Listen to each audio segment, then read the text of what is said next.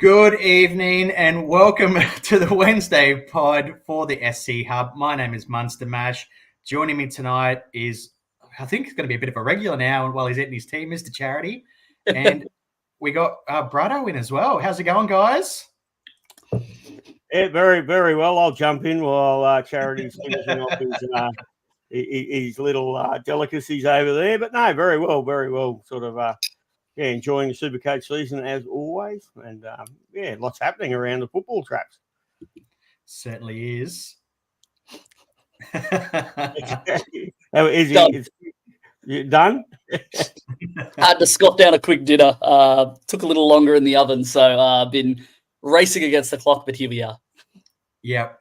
All righty. So, Supercoach, how did you guys go this week? Good. Brado, you go first.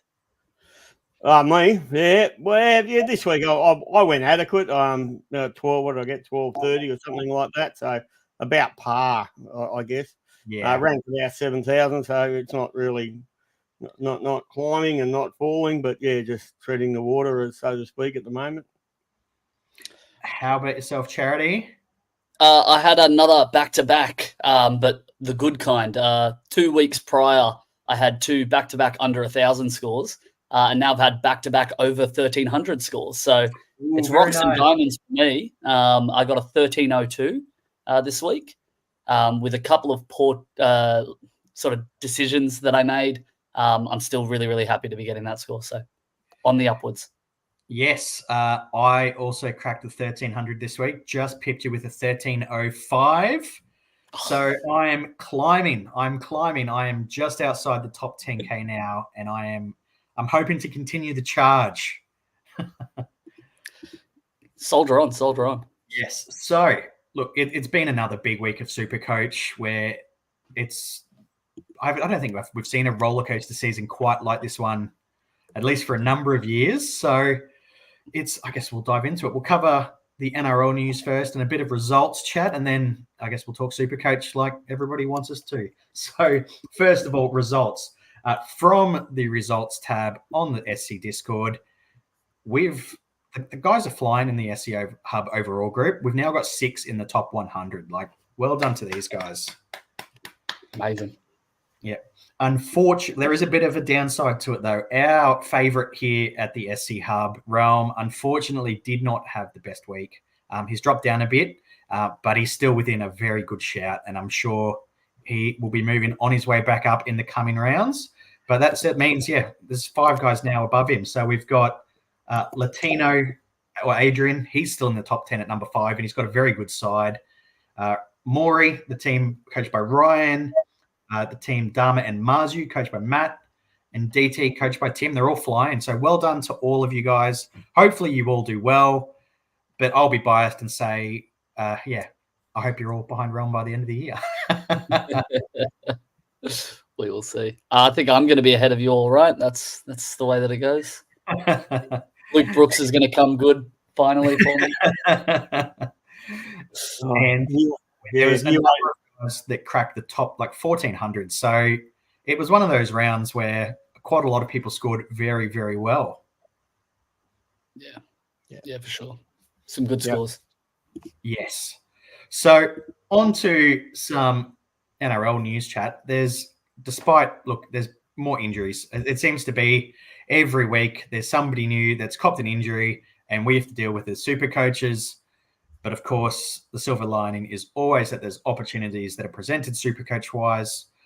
So we'll cover those. But the other big news of the week is obviously David Fifita. He is shopping around, and it seems that every club that's got a bit of money is making a play. Now, for our Supercoaches, it does look like it'll be for 2025. But in the NRL, you never quite know. So we'll sort of see what happens over the coming rounds. Anyway, is there any other NRL news that you guys, I guess, wanted to have a quick chat about at all? I'll tell you, that Fifita one, I mean, does a striker was a funny one, doesn't it? It's quite mad that, like, a few years ago, you leave the Broncos because you want more money. So you go for more money and you hop off and you go to the Broncos. And now 3 years later, you decide, well, actually, I don't want more money. I want a premiership instead. Well, if you wanted a premiership instead, why didn't you stay at the bloody Broncos? But no, now we want a premiership. We don't want money anymore. Like, change your mind like that. It's very weird, isn't it? It's a bit it's a bit of an odd sort of a position there to be. It's weirder than probably DC's backflip on the Titans. Anyway, yeah, it's a strange one. I just want to know who's in charge of the contracts over at the Titans. You got the Cherry Evans backflip. You've got the contract about if Holbrook leaves, we can renegotiate our deals. And now this David Fifita, if we're not in the top 8, you can decide to opt out at round 10. Who's making these contracts? It's quite interesting. Crazy stuff. And I think this is an indication to people that, I mean, if there's anybody listening that handles NRL contracts, don't put these clauses in, please. But I mean, I guess it gives us something to talk about. So yep, that's as I guess silver lining for us. Yeah. How unfair would it be though? I mean, how unfair would it be if he was allowed and given permission to negotiate with another club now and leave? Right? Imagine the Panthers picking him up now. I mean, or the Roosters. I mean, would that just stink? That would not. That would not pass the pub test, would it? Nope. Not at all. Magic round the Panthers with a lineup with David Fifita and Liam Martin in the back row would be scary. Yeah. Yeah. No. That would be the magic if they pulled David Fifita out of the hat. It would just be crazy. But anyway, I get on to the Supercoach news, and this is what we're here to chat about. So first of all, the main thing that I guess, as we talked about just before, there have been more injuries. So the big one for a lot of Supercoaches this week is Ryan Papenhuyzen. I am one of the affected. He can't catch a break, can he? Yeah, if there's probably 2 people in the league you don't want to see with an injury. It's Turbo and Pappy. So really sad to see. As soon as it happens, I think everyone just goes, oh no, not Pappy again. It's so frustrating. Owners would have been happy with how he was scoring and how well he was doing. Mansamash, how are you feeling right before that injury? You're feeling pretty good? Yes and no.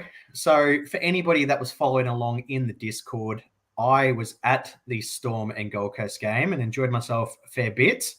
And I had the dilemma just before the game whether or not to leave the captaincy on Ryan Papenhuyzen. I had a good feeling, and after about 30 minutes before the injury, I was not feeling too good because he was on track for a monster score. But as it turns out, Hines did score more, unfortunately, for Ryan Papenhuyzen owners and for Storm fans like myself. As I said, he's just one of the best guys to watch in full flight. So all the best. Now, from reports, it's looking like probably somewhere in the ballpark of 6 weeks that he's out because he has re-injured that injured ankle with just above the plate. Thank you, NRL Physio, for the clarifications. First of all, I guess the question is, do either of you guys own Ryan Papenhuyzen like me? And if so, who do you think to trade in? All right, Brado, we'll start with you first. Well, I am an owner, unfortunately. I only brought him in about, I think, 2 or 3 rounds ago. It was, it was a replacement for another injured player. But anyway, at the moment, I mean, this week's trades look very vanilla, and they probably will be for a lot of people. But the fullback does have a few different permutations and options for you. I personally think Scott Drinkwater is a clear-cut favourite, and that is mainly based not necessarily on BEs or anything else like that, but based upon the draw coming up. He plays 13, and most importantly, and we'll probably get to this strategy point a bit later, he plays 14. And 14 looks like a basket case of a round. If you've got like a lot of Dolphins and Roosters players, wow. So it really, for the buy scheduling, the Cowboys look like definitely the better pick of the bunch. And yeah, Drinky fits the bill. Yeah, I'm really glad that you've brought up 14 because that is actually a point that I'd like to make a bit later when we're talking about one of the other very popular trade-ins this week. But we'll stick with the fullbacks to begin with. I am too looking to bring in Drinkwater. I think he seems the obvious choice. Obviously, he's unlikely to get picked for the Blues. I think there's at least 3 or 4 fullbacks in front of him. And he looks like one of the key players in 13 and probably 14 as well that has that ceiling that can really hurt you if you don't own. So that's sort of where I'm leaning with the Drinkwater trade. I'm bringing him in because I don't want to watch the Cows and not own him over those, in those early buy game rounds. So yeah, Drinkwater for me as well. What about you, Charity? What are you thinking? I'm going to throw a sneaky one at you. Now, look, I'm not too big on their draw, even though it's not bad, but it's not the best. CNK, he's had not a great week last week. I'm an owner after I traded Ponga to him. So I had Ponga and Drinkwater to start the season, made no trades in fullback, so I've been happy with that. But then when Ponga went down, I said, you know what? Let's go CNK. His averages have been around that 80, 90 mark pretty much every game, besides this week where he got the 45. I think there was one score lower than 80 or something in between there. But he's been scoring well and scoring really consistently. It's only a matter of time before the Warriors switch it on. They've got the team to do it. It's just something that's not clicking right now. I got a lot of people are saying that there's going to be a bounce back with this Roosters game. I can sense that coming. I think I'm still going to tip the Roosters, but I think with the next couple of games that are coming up, we've got to see CNK going well, and you don't have to worry about anything with, maybe Drinkwater gets picked for Origin or, this, that, or the other. He's not getting picked for Origin, so sort of there. Well, CNK is my other fullback, so I think you've nailed it there. I think the Drinkwater CNK pairing is one that I am obviously very happy with going into those bye rounds. Look, I think we can write off this previous game for CNK. That weather was atrocious. And the Warriors had awful ball control. So it's one of those games you can just sort of go low score. You can kind of just not worry too much about it. The only thing I will say is if you're bringing in CNK, bring him in with a long-term vision. You've got the Roosters that they're coming up against. Then it's the Panthers. They've got the Dolphins, which is appearing to be a pretty tough matchup. They've then got the bye. So that next 4 games is actually pretty tough. But then after that, Cowboys, which have been pretty leaky in round 14. Storm, Titans, Broncos, Bulldogs. So it's pretty decent, but just something to consider there. Drinky's got, I think, a much better run. Yeah. So the 13 bye doesn't sort of, we're all going to be sort of half. 14. That's your negative, isn't it? Would have to be, wouldn't it? The fact he doesn't play that first bye round, the major bye round. Yeah, and I think he also misses 19. They've got Warriors have the bye as well. So it's long term for that, not just during the Origin period, not the Origin buys, but afterwards as well. They've got a pretty softer draw towards the end of the season. Yeah, no, I really like I like CNK. Look, his base, apart from last week, has been fantastic since he's really sort of come back from injury. So for me, that's the fullback pairing to hold over the Origin period. Look, there's a few other names that are obviously very high on the trade-in list in, a cheapy sense. They're not sole fullbacks, unless you're looking at Trey Fuller still as well. So you've got David Armstrong. I know people are looking at Fa'alongo from the Storm because he's the replacement for Pappenhausen. How do you guys view these cheapies? And I guess then on the flip side, a lot of people would also have duels for CTW and fullback. So would you consider also bringing in a centre instead of a fullback for somebody like Pappenhausen? Charity, we'll start with you. Only as a short-term play. Like, if you're like, I can't make a decision on who I want to trade to this week, I'm going to wait till next week, even though with Origin coming up, I don't think there's any scenario where you would wait. The only one where you probably could wait is maybe if you were really thinking about going Trell, but were unsure. You then go, all right, let's move an Eero down, let's move a Garrick down, Farlongo potentially, and then look to next week, depending on how Trell comes back firing, then move to him. But I wouldn't do it as a long-term play. We've seen this year with fullbacks, they've been scoring really well. You don't want to have a CTW, a cheapy CTW there. You've probably got 1,000 flyers that you need to put out in CTW with a Strange, Schiller. I've got Arthur's, so I've got to deal with that one now as well. So yeah, I would probably look to that first. And Brado. I don't know. Look, it's just a different perspective, but what I can see a world where somebody could sell Pappenhausen, move Iro down to fullback, and then stack the hell out of your. That's where the high ceiling really has been all year.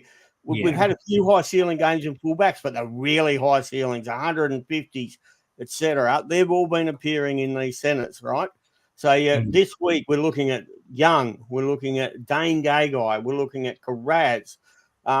There's a few more too, which I didn't. These are just off the top of my head. They're three that are very attractive. That really potentially. I mean, even Addo Carr, what the other 2 weeks ago posted up 160. Now, if you're really game and you like playing that risky game, I can see a world where you could move Iro down and just stack the absolute bejesus out of that centre 3/4 because that's where the points are really flowing and raining. And if you're lucky enough to hit it, and that's where you have a look at some of these teams that are the highest team of the week. That's how they've done it. They get lucky on that week and they've just got 300 or 400 pluses all stacked into that centre area. And as I said, there's a number of them that are looking really attractive. We can't get them all. So how are you going to fit them in? Maybe. Crazy world, move Iro down, as I said, and you could, get not a bad shout. Not a bad shout. I think it's something to look at. And the way that, as I said, I'm going to approach the next few rounds is I really want to get those players in that I think could hurt me come, say, 13, 14, even maybe 16. And then try to just, I don't want to watch them and not own them and then be like, oh, no, they've put up, a 150 on this round when nobody else is putting up that's where I'm looking at it. I'm going to try to get those players that I just don't want to watch score an ton. So like even somebody like a Manu, I think you could look at and start if he's in that sort of ballpark. Yeah. So it's I think there's a few more options than what the surface immediately it looks like. But as I said to you earlier, I'm going to play it safe and bring in Drinkwater. So as I said, we did start talking about those cheapies. So are you guys which of those cheapies are you really looking at? And have you liked the look of so far? Like it's Farlongo, obviously looked amazing with that try that he scored. He has got a bit of a injury cloud with his knee. Armstrong has looked solid, but maybe didn't light the world on fire in his last game. So which of these cheapies, I guess, are you guys really looking at that at the moment for like this week or potentially next week? Brado? I'm certainly looking at Armstrong. I do believe he's one to keep a very solid eye on. I already own Iro. I own Tulagi. Obviously, Tulagi to hold this week. If you do, if people haven't sold him, do hold, please. But, Armstrong I do like. I think we can write off last week's game. That was a bludger. That was a wet bludger of a game, right? And that's the only really best way to describe it. Nobody, I don't even think the best fullback in the world was ever really going to chew through a lot of meters through that wet, boggy ground. Do yourself a favour. Obviously, we're viewing this on YouTube. Well, after we finish, go open up a few YouTube reels of Armstrong in Q Cup and where else he's been plying his trade. There's a few good shots out there of him. He's a very quick lad, very quick, and he does have some spark about him. So I'm definitely interested in him. I'm more interested in him than Fuller. Let me put it that way. Way more interested. Yeah. With Trey Fuller, do you think that we've if you were going to get him, do you think now it's too late? You've missed the boat. my personal view is, but I don't have him, so it's very easy to be biased when you've already taken that direction. You know what I mean? I could be way wrong, but that's the direction I took because look, you've missed out on 100K already, and next week he's likely to be dropped. So 150K is definitely worth it if you got him last week. I can understand why people have done it. Getting him now for about a 50 grand, and then the hammer, Herbie's already come back. Yeah. There's a risk. Well, I'm not saying Armstrong's not a risk, but I viewed him. I felt looking at my team makeup, I had room for one of them. So I had to make a choice. Which one am I going to sort of go with? And I looked at Armstrong's ongoing security, and it just looked more solid than Trey's. That although everybody's losing their mind about him, he is more than likely he'll have to give way. I can't see him actually staying as a starting position in that team. No, me neither. I actually have a question for you guys because this is something I'm tossing up with, right? Yeah. I've got Tamari Martin, and I'm trading him out. I want to trade out Joe Chan, but I might just leave that 1 week and just see how we go. But I'm trading out Tamari Martin, and I'm moving some jewels around to bring in a CTW. Now, I've traded in Suafolongo early because I just really like him as a player. I think he's going to score decently well, and then you don't have to worry about the trade next week. However, you're then giving up someone like a David Armstrong for my trade, which I could potentially bring in, and then Suafolongo for like a Jesse Arthurs for next week, right? I'm tossing up between doing David Armstrong, Suafolongo, or spending the extra cash because I have it to go for Kale Iro, who I don't have currently. Ooh. The problem is he's earned so much cash now that I'm paying more than I would have. I wish I hadn't have. I wish I had have gone Kale Iro instead of Tamari Martin. Bygones be bygones.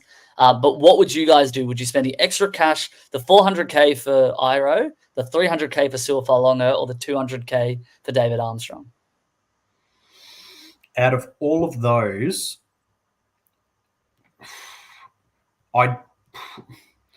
it's tough because my immediate thought is Iro is the person to bring in because his base has been fantastic. He's looking to be, his floor looks like it's about 50, so which is fantastic in CTW. Like it really, really is. He might not have the 80s and 90s in him much, but he will get that if he gets the occasional try here and there. And as that partnership with Hines and the new 5/8 works its way out, I think we'll start to see them go left a little bit more compared to sort of it's been like the first two games. The only downside is that the Sharks do have a rough couple of weeks. Yeah. And that's the one big thing deterring me. And that's the sort of thing that, it gives me pause. I'm not sure how to approach that because those 50s might, once he runs into the Panthers, the Storm, those kind of teams, suddenly becomes a 30. It's a really tough one. That being said, look, we know the Storm have a leaky right edge, which is where Iro plays. So maybe that matchup isn't as bad as it looks.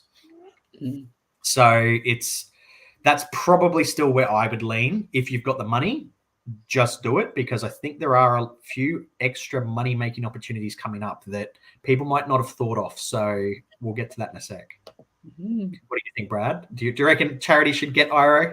1, 2, 3. What's the order of priority trading, you'd say? Iro, Armstrong, Farlongo. Only because Farlongo's got another week where he doesn't get a price rise. That's why he's at the bottom. Okay. Yeah, I'm nearly going to go in the opposite direction. Yeah. Don't mean to keep probably thinking we get him on here and he's just going to disagree with us all the time. No, we love it. Need it. I look that schedule coming up is just horrendous for the Sharks. Particularly, I mean, I've got Iro. I love having him. He's got a great base about him. I can tell you all the wonderful things which he does. But anybody coming up against the Panthers, they're just the ultimate strangler of Supercoach points at the moment. when they're on, the Storm can be very, very good at strangling Supercoach points as well.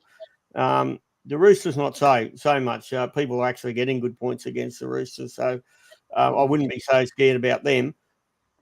But yeah, like you said, he's already had several price increases that are quite substantial, and I think he's probably just gonna not bottom out, but he'll just level out for a little bit before having more. He'll have more price increases yet because he virtually hasn't had an attacking stat. I don't think he's had a try yet. I think he had one in game 2 or something. Yeah. But there's more attacking stats to come. Most of it has been all base, so to date. Yeah, I mean, I'm just being a bit biased again. I would, at 204, Armstrong just screams money. If you're after money, if you're after points, right? If you're ever going to play any of these players, and Fa'alogo should be at number 1 because he'll have a definite higher ceiling, won't he? Yeah. He'll have a high. The fullback at the Storm's going to always have a higher ceiling. So if you want points out of your player, then Fa'alogo definitely. If you want cash, probably Armstrong. And unfortunately for me, which is a bit different to the match, I'm going right down the bottom would be Iro. Yeah. Okay. Nice. I like it. Comment down below as well what you think I should do with that one. I'm going to be reading the comments heavily. Yeah, and now as a quick little plug for the SC Hub, I'm sure there'll be more chat about this tomorrow on the Thursday team review with Mr. Charity. It's always a good laugh. We are not serious, or at least not very serious in that. So when it comes to my team, that's for sure. So if you've got a bit of time before the game on Thursday, crack a bevy if you're of that age. And yeah, join Mr. Charity in the Discord for a chat. It's a lot of fun. So thankfully, I was able to let everyone know I did not trade out Terrell May last week, and he thankfully rewarded us with the 120. So we'll take that. We take these wins. Now we were just talking there about the Sharks' tough draw. So I want to throw a bit of a curveball at you both, as we'll say, asking for a friend potentially. Oh yeah. This is part of our we're going to have a non-origin chat about whether you should hold or sell players. Now, we know there's a few that are in this category. Number 1, Ronnie Mulatalo. Now, he's had 2 weeks for his lowest scores, obviously running into this tough draw. Do you take the cash? Like, for example, anybody that doesn't have a Dom Young, you could make almost 200 grand going from Ronnie to Dom Young at the moment. So what do you guys think? Sell, hold? Sell. Okay. Sell. That simple? Yeah, as simple as that. I wish I had Mulatalo in my team so I could sell him and then go up to Asako.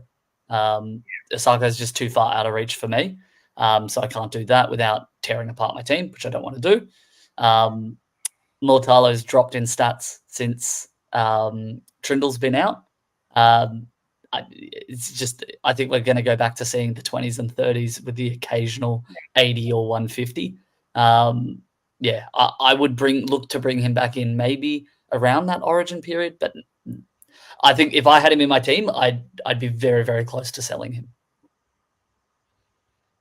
Brado, what do you think? Ronnie Mulatalo? I do own Ronnie, and I have absolutely no idea. So listening to Charlie now, putting other ideas in my head, I'm going, man, do I do this? Do I do that? Probably my big problem is I have Ronnie and I have Jack Bostock. Oh, yeah. Okay. Yeah. All right. So I've got to do something. Really, Bostock has to go. I think we all agree with that one. Yeah. You're blowing your money otherwise, like if he has another lower score there, you're screwed. So but do I do a third boost and ditch Ronnie for another option? Like I said, there's a plethora of them out there at the moment that are cheapish or around about that 600, early 600 mark that you can easily go to. Hell, I could even go to Asako, I think. Yeah, so that's certainly going to give me a lot to think about now on you know. But Well, with a, Bostock number one priority though, selling that. yeah, Yep. Mortallo you can hold, but yeah, Bostock 100%. I have been crap talking Bostock all preseason, and he's come out and really made a fool of me. So, but yeah, he's 138 break even. It's time to go. Oh no, Yeah. I need to check my cash. I've got to get rid of him. There's 100% reason on there on that. And he doesn't have a huge base. He's got a great attacking when they go that side. But all of a Yeah. sudden they've decided to go the other side. So now Osaka's getting the ball and Bostock's getting none. Yeah. You know what I mean? So- Like, so they've really swapped their attack around. So their attack has gone over from one side of the field to the other. It's a very Bennett-like thing, this. He does have a bunch of analysts there, and they will attack different teams at different parts. It's not, Penrith are very right-sided at the moment. The Dolphins aren't like that. He really has them, I'm not really sure each week which side is going to benefit, which does worry me a bit about Osako, that if the ball doesn't go his way again, then he's actually going to suffer. But Bostock's never going to score 138 anyway, so he definitely has to go, yes. Yeah, And then, on Osako, I'm on the fence with him at the moment. I don't know. Obviously, the Dolphins have a fantastic draw over Origin. They cover all three big bye rounds. But yeah, they do have the buys in things like 14, which I think will be very sneakily tough, especially when you start to own 2 and 3 Dolphins, 2 and 3 Roosters. Suddenly things plus Origin players, then you're in creek, no paddle, you know the saying. With Izako, his good scores have coincided with Hammer not being. I wonder if Hammer, because we saw Bostock was the winger that was benefiting early season. He was getting a lot of the tries. I wonder if that's Hammer related, that he prefers to go left as the fullback. I don't know. It's something, I guess, to think about. But yeah, it's a tough one. I don't know what I'm going to do with Osako, if I'm going to try to bring him in or not. He is one of those players. He very well could score 150 in a bye round. So that's something I'm very strongly thinking about, and I guess we'll see. But yeah, with Ronnie, I'm going to throw some counterpoints at you and see what you guys think. We'll assume that the Storm, the Roosters, and the Panthers are the toughest games, sort of, I guess, for teams to play against Supercoach wise. They're obviously the next 3 for the Sharks. After that, they have a dream draw for the rest of the year. Like the Sharks, I think, have the best after this tough run. It's not really close for the good sides. So for me, Ronnie is definitely somebody you'll want to finish with if the Sharks are attacking left. And then that's where, I don't know. So it's one of those things that I think is really, really tough. And I think it comes down to, do you think the Sharks will attack left again? Or will they stay with right now that Trindle's out? It's a really tough one. After these next 3 weeks, you're going to potentially, unless he scores a lot of attacking plays and makes me look stupid, but you're going to see him drop in price. Then you've got that dream run coming in. Exactly. Where you can bring him in, and potentially Trindle's back by then, maybe, depending on how long he's out for. I'm going to be a bit doubtful that he will be, but there is the possibility that could happen. Comes back, starts scoring well again, right? So I think it's a reassess then if you don't have Mulitalo. If you have Mulitalo, it just depends on how many other fires you have. We've got like a comment in the chat right now talking about, do I trade out Tago? And it's, do you trade out Tago? But if you've got a good like lineup of a number of different players and a number of different people in that position, you have that depth to be able to leave him out for the tough matchups, bring him back in without wasting a trade or 2 trades in that instance. So, definitely something worth considering. But yeah, I wouldn't be bringing in Mulitalo yet. I'd bring him in. I'm even looking at bringing him in 3 weeks' time. Yeah, so that's Stefano's CTW. So Tago, I think you can potentially hold him for a week, to be honest. That's a pretty solid CTW. So I would hold him for that 1 week. If anything, I'd probably move on, maybe Talon, but I think you can hold for a week without too much hassles there and play the others without worrying too much. Gee, I don't know. He's having a look at his centres there, and he's got 32 trades and 4 boosts. Yeah. Use them up. No, don't use them. Just share them with us. Share them with us. Yeah, We'll take them. give them to us. That'd be great. No, get into it. You got 32 of the buggers plus the boost. Get into it. Nice. Yep. There we go. So obviously there are a few other players in this same ballpark that are not going to be playing Origin, but do you hold them? Do you sell them for this period? So Terrell May, everybody's favorite prop this week after his one, if you played him, I guess, you've obviously done that 120. He's going to make a little bit more money now. The Roosters do play 13. So do you hold him so he can play 13 where he'll hopefully get more minutes? But we've seen his minutes are so up and down this year. Any money he does make now might be gone by then. So what do you guys think? Terrell May, hold or sell? We'll start with you, Charity. I am going to sell him, but this is dependent on your team. If he is your front row forward 1, then do the trade to go to like an Adam Fanua-Blake or whoever, right? Go up to a gun. Use the cash that it generated up to that. But I've got him as my front row forward 3 currently. Yeah. So I just play him when I feel like there's more minutes, there's more opportunity. So this week with a 4 forward bench, I'm most likely not going to play him, dependent on what I do with my other reserves. But that's a last case scenario, right? Yeah. If he's in your front row forward 1, front row forward 2, and you don't have good rotation in your forwards, then maybe it's worth looking at, can I trade him up to someone else? Otherwise, just hold. He's going to play through it. You got Collins out. You'll potentially have Crichton out, which means they'll need to bring in another 2RF, which is less sort of punch through the middle where he'll be playing. So, yeah, definitely for me is a hold. What about you, Brado? What do you think with Terrell May? Well, with a break even of 14, he's a hold, right? So everybody out there thinking about selling him, probably put that trade bin in your back pocket. Be like Stefanos and just save it. Save it up. But no, with break even of 14, he's a definite hold at the moment, probably for another 2 weeks till that 120 drops out. Then you're going to have to make some decisions. At the moment, he's my front row 2. But mind you, Gumanu is my number 1. So, I obviously have some clear, but it's such a basket case of a position, isn't it? It really is. There's not a lot of value. What your top front rowers are getting, apart from AFB, your top front rowers are getting what 60, 70 on a good day, but somebody like Stefano is still getting 50 to 60 on a normal day. So what are you missing out on? 10 points there?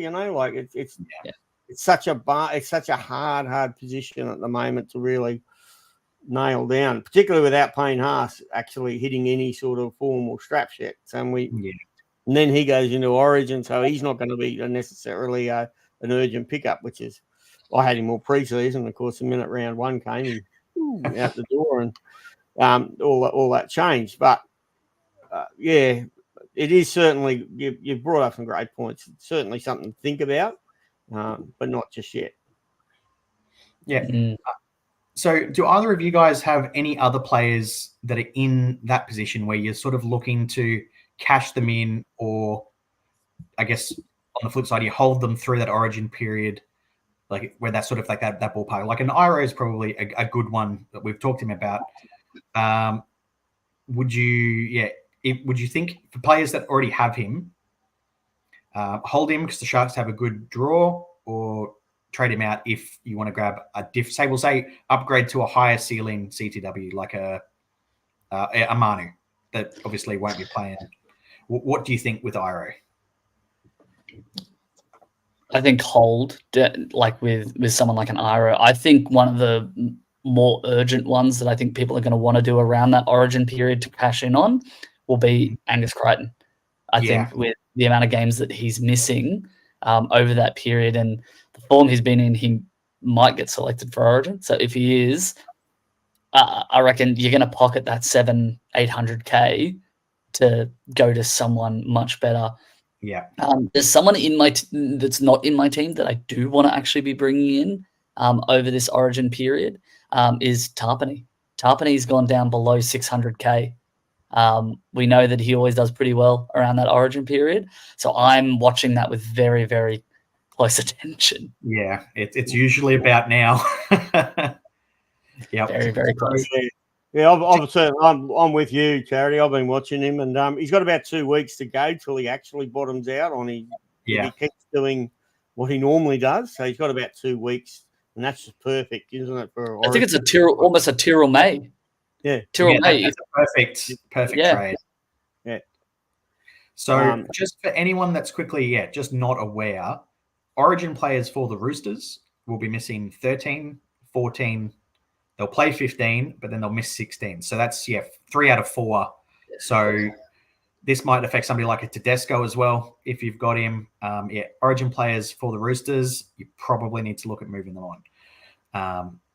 And that was, I guess, just like, it brings me back to my point I was making just that little bit earlier. I think he's somebody that you could very easily use to make a couple of 100K on as a downgrade in the coming weeks, and Angus. So he'll obviously be probably getting close to peaking in price around that round 13. So keeps up what he's been doing. Jesus, it's been great to watch. Look, I think he could be a keeper for the rest of the year, but missing 3 out of 4, you're going to almost have to trade him. And I think you could almost, make a sneaky 150K with a downgrade at that point. So anybody that's maybe going, I don't know about, if I have to bring in an Armstrong or one of these other cheapies in the CTW, I think there are a few money-making opportunities like this where you can make a downgrade in the coming weeks. Yeah, I mean, just imagine we could sell Angus and go to Burbo. He's back. He's back. Yeah, well, it might work for certain teams. Who knows? Never again, surely. I've been looking at it this week, I'll tell you. Oh no, never again. Talk about players that you don't want to hold over Origin. You'd like to see. Does Brooks count, or do we just get out a BB gun and keep shooting him in the backside until he actually runs away and finds a way to get out of my team? I'm not trading him out of stubbornness. I was talking him up all preseason. He came out and scored really well rounds 1 and 2, and then everyone traded him in and ruined him for me. I've just got to keep him in my team now out of stubbornness. Oh, yeah. Okay. I just want to see the back of him.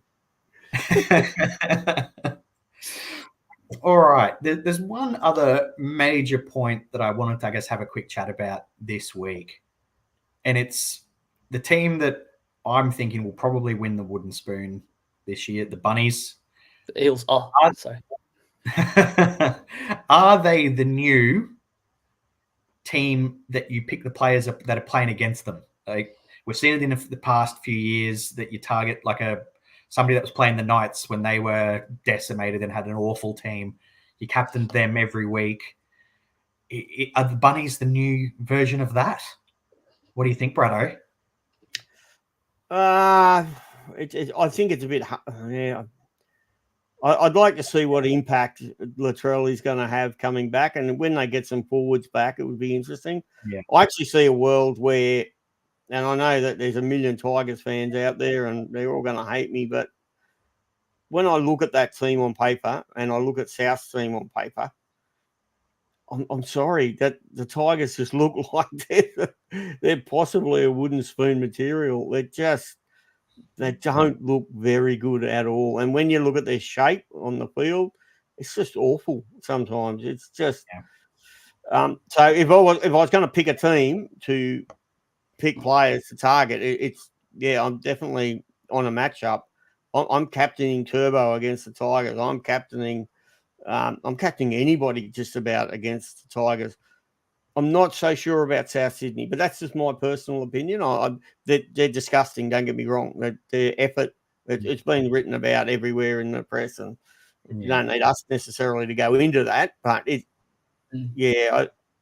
if they could get their effort turned around, they certainly have got the players. Like Colin Montangi, like how good is that bloke normally? Well, Like, I think yeah. pre-season everyone would have had him in the blue side, and I don't think he's going to get anywhere near. Well, I mean, maybe he might make a bench spot, but I don't think he's anywhere near that blue side at the moment. Yeah, no. But he's a certain quality to be in it. But no, Yes, he can't. yeah. Yeah, no, look, I don't think targeting them for matchups is like they're not the number one team you target. What we saw last week from them with essentially, I was sitting there watching it with my partner, going, "All right, you move this person to there, and then that person plays that position." And I was like, I wouldn't, if I was coach, I wouldn't even know where to switch what player to because they had like 3 of their 4 spine players go down, injured. Like the fact that Damien Cook had to play fullback, I mean, speaks volumes of the position they were in. You literally had an Origin center playing fullback, which is actually an Origin number 9. It's just crazy. It was crazy, and they showed so much grit. Prior to that, they were up 12-0, right? So really, really good signs. I think we're going to see them turn a corner to the point where I've really been considering getting in Cody Walker this week for Tamari Martin.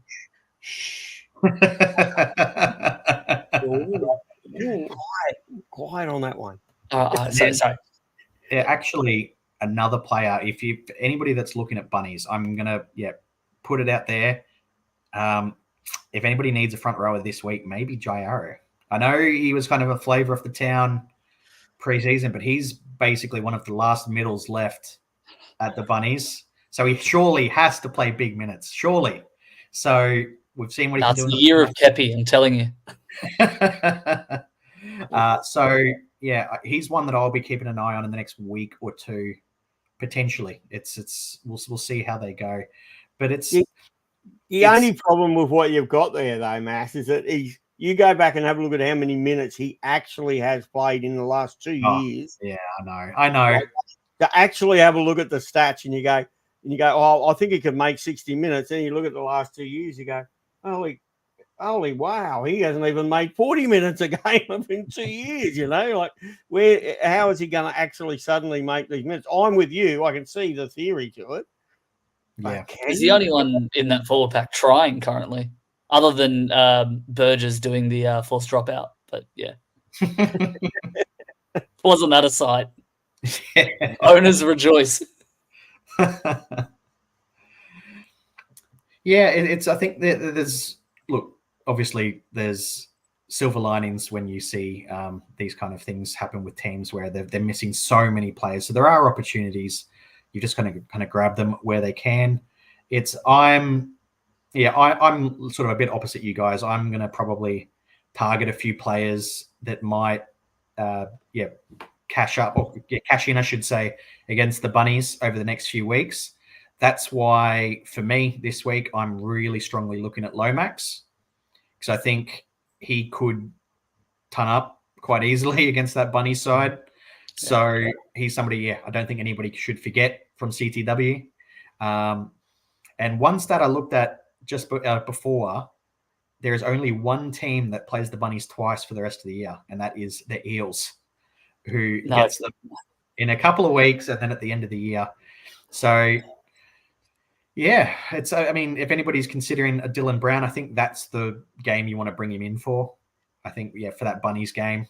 And I think without focusing on it, I think that's kind of where you sort of aim for them, in the sense of if you're going to bring somebody in anyway, that just seems like the ideal week to do so.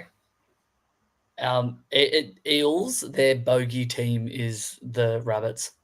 As a diehard Eels fan who's been watching them since as long as I can remember losing, it's a tough watch, a Rabbitohs game. I can't stand watching it. They just tear us apart on our left edge because our back line isn't the strongest, and they've just got such a good left edge attack. Now, granted, you've got Alex Johnson out and all of that currently, and they're nowhere near where they used to be. But just that matchup, I always look at it and go, no matter how bad the Rabbitohs are doing, I go, they're going to tear us to shreds. Well, so just something to consider. from Mr. Charity that the Rabbits bounce back against the Eels. So, Yeah. Alrighty. I guess that sort of leads us into the final sort of part of our podcast. So, Captain Chat, who are you guys thinking for the C and VC this week? We'll start with you, Brado. Who are you thinking for the armbands? Really? I knew the question was coming, but I really don't want to answer because this week would have to be about the hardest captain and vice captain choice that we've seen come up this year, which is actually going to be, it's quite interesting from a Supercoach perspective. And you're I'm quite big on my head-to-heads. So I have a lot of different head-to-head clashes worth a little bit going left, right and centre. So it's the captain and vice captain this week. It's just horrendously hard. There's no real clear-cut captain choice standing out there. I mean, Hines versus Melbourne when they're away down in Melbourne, that's not one you really want to be hanging your hat on, is it? Maybe Drinkwater later, and a vice captain of Turbo might be where I'm sort of headed. No, I can't do that. You can't do that. No, that's right. No, you cannot. Because I have the beloved fortune of owning Hughes. So this week, thank you, Hughes, for getting a calf injury. Now I've got a stagnant halfback just sitting there that won't be doing anything.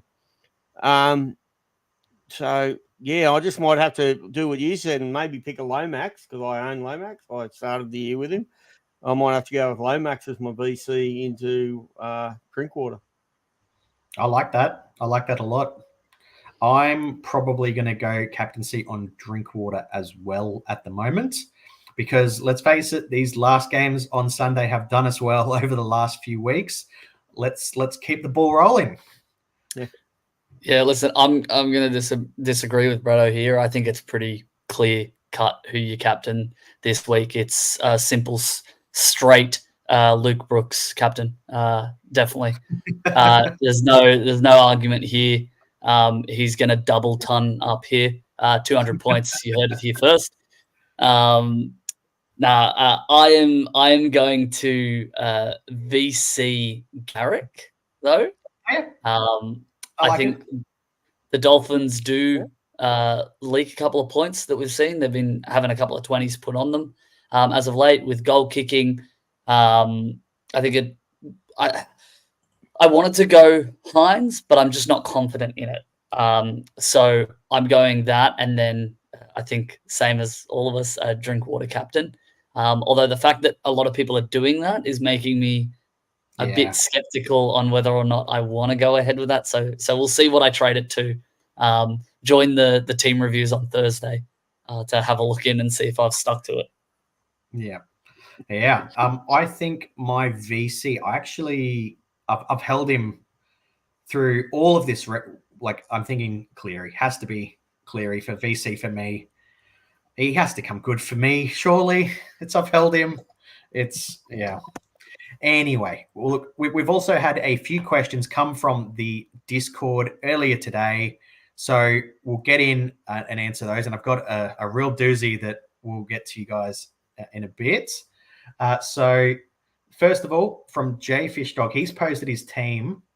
That it's a very good team, to be fair. And he's asked what to do. So for anybody that's looked at it in the chat, I'll run through it very quickly. Hookers, Coruscant, Brayley. Front row is AFB, Cotter, May, Hughes. Second row, Crichton, Katoa, KPP, Curran, Smithies, and Chan. His halfbacks are Cleary and Hines. 5/8s are Galvin and Tamari Martin. Wings, Holmes, Garrick, RTS, Iro, Taylor May. He's still got Burbo and Talangi with fullbacks of Turbo and C and K. Look, I think, as you sort of alluded to with your team, Mr. Charity, I think the only real, weak point is probably the 5/8. So yeah, I'm just looking at that and I'm saying Tamari Martin to Walker would be a great trade, but they've got 13K cash left, so they won't have enough to go up to that. yeah. Let's see. How much from Tamari Martin to a Max Plath? I wonder. That's just what I was thinking. I think that might not be the worst trade. Gives you a bit of buy coverage. It's Plus about 500, I think you'll find. Yeah, so that's what 80K. So even if maybe say like a Burbo downgrade to an Armstrong, and then use that cash, hell, you might even be able to go up to a Dylan Brown from that. So that's where I would probably sit, is see what cash you can get from the downgrade, and I'd probably go a Dylan Brown or a Max Plath at 5/8. That's where I see it. Definitely that if that person's watching today, I definitely recommend jumping in Thursday 6 o'clock for the team reviews, because that I'm gonna love picking that apart and playing around with a couple of different options, and then get the rest of the community's thoughts on it. Yep, no, completely agree. Team reviews or trade talk. The best place for it is the Thursday catch up with Mr. Charity, where he does his team reviews. It is, as I said, a lots of fun. Crack a tinny, get involved when. Now, the other question we did receive. Can I add to that? Can I add to that last? Go first, Bretto. You go first. A quick one on that last team. My personal attack point there wouldn't be 5/8. I'd just stick with the crap you got there. The hookers, man, really happy. JMK is about to bottom out. If you don't go from Appy to JMK now, that'll be my personal definite. JMK won't play Origin, plays all 3 major buy rounds. Appy, he's just a walking wounded. God only knows if he'll even get through a game this week. If you're still holding on to Appy, most people who are, you've really got to consider that. And the value that he's gone up, maybe preserving that value by pushing him into another player. And JMK just stands out by mile. Yeah. Sorry. I feel I can back that up. I feel very happy about my Appy to Brayley trade last week. I was doing that before the news of Appy missing came out. So I was, very, very happy with that outcome. We've got another question here from the live chat here on the YouTube. What do you guys think of this move? Which one would you do? I'd do the first one. I don't want to get rid of Terrell yet. Yeah, no, I would hold Terrell for at least one more week, get a bit more cash. Move on Jacob Saifidi to AFB. Don't look back. He's probably the number one option in front row forward this year. So, lock it in. Yeah, I think he's 20 points above every other front rower. So, pretty much. Yeah. All right. Now, I've got one curly question. This is a bit of a doozy. From Buzzy. Name one player that you all want to target that you currently don't have. So who's your number one target in the coming weeks? We'll say by round 13. We'll stick with you in the next few weeks. So who's number one for you guys? We'll start with you, Mr. Charity. Okay, I have 3 that I want to target. And actually, hang on, are they? Oh no, sorry, I was about to say they're all in CTW. I in the next 2 to 3 weeks, I want to be bringing in DWZ. Yep. I think over that Origin period, great. Obviously, there's round 19 that they miss, but once their draw eases up a little bit more, he's dropped in price. He's very close to bottoming out. Obviously, the JMK one is a great shout and something that I'm looking towards. I've got Harry Grant right now, and Jaden Brayley. And then Tarpany, we spoke about that today. But then I think as well, something that's on probably everyone's radar is Manu during the Origin period. But with Tedesco maybe not being selected, that's going to throw a spanner into the works of people's plans there. So that's sort of tentative right now. But that's sort of what I'm looking at for now. What about you, Brado? Who are you targeting? I'll say by round 13 or on round 13 or around there. Look, it's a bit of a pod one that some people have mentioned, but mine's staying Gagai at the moment. Kicking. He's just about. I think he's got about one more week till he absolutely bottoms out. He might make his BE this week. It's quite in line to do so. I think his BE is about 80. I'd have a look at that, so don't take that as verbatim. But yeah, mine's Gagai. I've had a really good look at him, and I just think with that buy, there is a buy, I think, in round 12 that you do have to negotiate. But yeah, Gagai looks good for the go. There's actually one more I forgot to mention. This is my little pod play that I had in my mind coming into this podcast and then forgot. Yep. Taruva.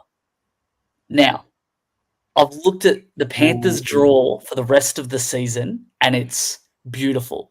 Now, if Tedesco doesn't get picked, Tedesco doesn't get picked for Origin, and Edwards gets picked for Origin.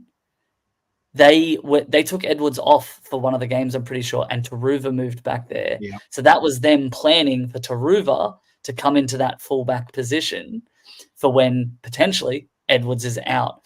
I think we're going to see a move if Edwards gets picked for Taruva back to fullback. If you're getting him now at his price, obviously he's gone up in price with a couple of try scoring efforts.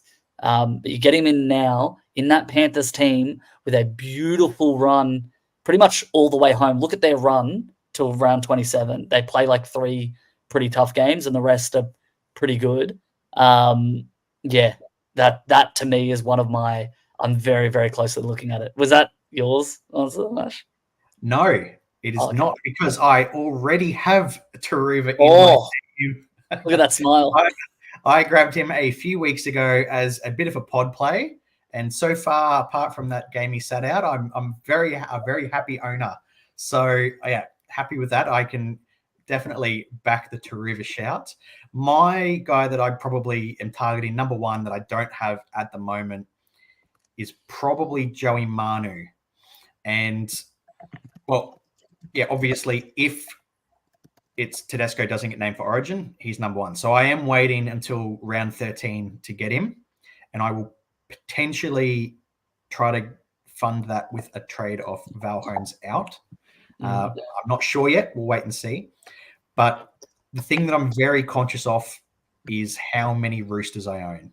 So I think, as we sort of said earlier, I think 14 is very, very sneaky. It's going to be a very tough round because I can see people owning, 2 and 3 Dolphins, at least 2 to 3 Roosters, plus Origin players that are out. You can suddenly be scraping for 17. I think that's one thing that everybody needs to do the counts on, and it's why I potentially will give. I really like Dom Young, but I might actually give him a miss purely so I've got the right numbers for 14. That's sort of where I'm sitting at the moment, and it's a bit of a weird one. Like, he's obviously a great purchase this week, Dom Young. Like, I think he'll probably average 60 to 70 for the rest of the year. And he's the cheapest he's going to be all year. So it's a tough one, but that's kind of where I'm leaning, because I think, look, Manu at fullback. If he gets that fullback job, it's a no-brainer, and everyone will want him. So he's probably number one. Number 2 for me is JMK. I think he'll be just so solid over the bye period. He just lock in that sort of hopefully 60 score at least. And I'll probably hold him for the rest of the year as well, with hook and not. Nobody really setting the world alight. And then my final pod that I'm really strongly looking at the moment is actually Matt Burton. He's obviously, he's basically the number 1 5/8 at the moment, because Dylan Brown is obviously not set the world alight with Moses out. And if he doesn't get picked for Origin, which there's a chance he does, I think the Doggies have a pretty good run. So he's somebody my mind up. I think, yeah, Burton as a bit of a pod move. So they're sort of my 3 as well. We'll see how it goes. Anyway, I think we'll wrap it up there. We've covered pretty much everything, though. There's so much more we could talk about the Supercoach, but we've covered a fair bit. So thank you so much for joining me. Braddo, pleasure having you on. Mr. Charity, pleasure as always. As we've said now a few times, if you've got a free afternoon tomorrow before the game, jump into the Discord, have a chat in the team review, have a few laughs. Going to be great. Otherwise, the Discord, jump in. Everybody chats over the round. It's always good chat as well. So lots of fun. Helps with your trades. Helps just watching the NRL. I think it's just an added bonus of getting to chat with some good blokes in there and ladies as well. So yeah, thank you for joining us. Thank you for listening. Unfortunately, it looks like the Sunday pod has potentially wrapped up for the year, or at least it's going to be not very common. We'll let you know if it does come back. Hassle me if you want it back, though. If you really want it, if you guys really want it back, hassle me, and I might just step up to the plate and do the hosting and just the stress of trying to get people on to talk about it every week. But yeah, let me know if you do really want it back. Yeah, let us know in the Discord. Yeah, thank you for joining us. Thank you for listening. And I hope you guys all have a good Supercoach round. See ya.